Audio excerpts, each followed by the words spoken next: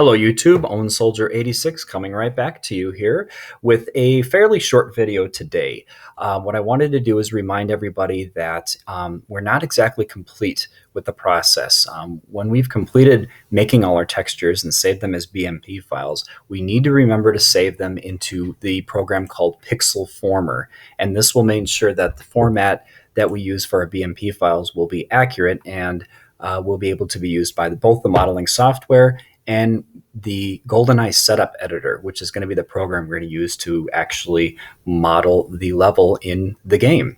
So I'll just run this through with you really quickly. It's pretty simple. We're going to load up Pixel Former.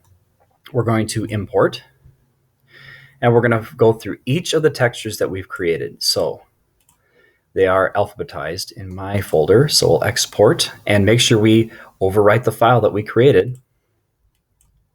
And we're going to make sure when we export it that we use these format options. And if you remember from a previous video, ARGB, these stand for alpha, red, green, and blue. And I'm going to save it as the highest setting.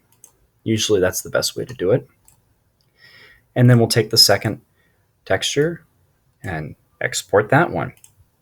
One thing you need to keep in mind, and this caught me actually a few times doing this in the past, if you are overwriting your BMP files, make sure that you're not accidentally saving it as a separate one of the previous or subsequent files that you have already created. So in other words, if I have this as ceiling 1, don't accidentally save this as box 1, or it will overwrite your original box 1 texture. And what you'll end up with is a bunch of the same textures over and over and over again. You wonder what the world happened.